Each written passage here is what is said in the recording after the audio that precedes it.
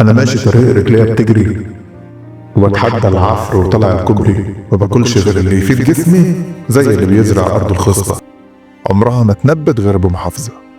بشرب في صباح الماء السخنة على غير ريق، وزيت زيتون زي القرقس، وماشي بنظام الأكل الصحي، وإن مرة غلطت وكلت مضر بعديها بسد الثغرة أكيد.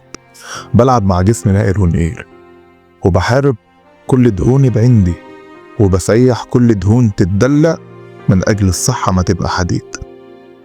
أنا كنت زمان شاب كبير، مع إني في سني لساتي عيل، والناس بتعدلي عمر 2، وأما فتشت في صحتي صح عالجت رجعت صغير.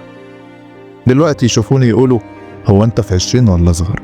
ففهمت إن العمر ماهوش بالسنين، دي حالة ما بين فكرك والمظهر. اوعى تعيش عيشة دهنية، اسأل قبل ما تبلع أكلك، الأكلة دي خير ولا رزية؟ وامشي على وصية بنية سليمة تعيش جسمك حالة صحية. يعني اللقمة المرة هاجرها، أما اللقمة الحلوة اقطفها. جوه صندوق الدنيا في ناس فلس وفي ناس ماس، الناس غالي في قيمته وشكله، أما الفلسو ملوهش أساس. هتحدى العمر اللي مكبرني، وهخلي الناس من بق لسانها لما يشوفوني بكبر يقولولي ده انت صغرت عن الأول.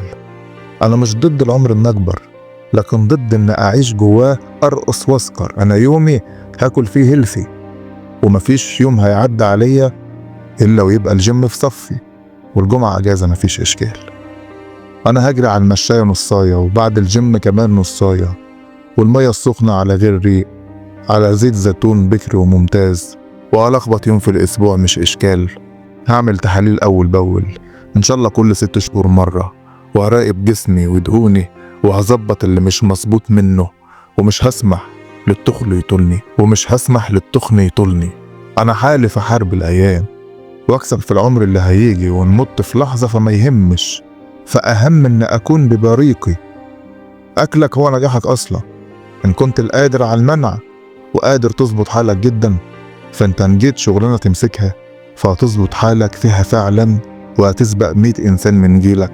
أصل النجاح أكلك أو شغلك، الاتنين بيساووا إرادة.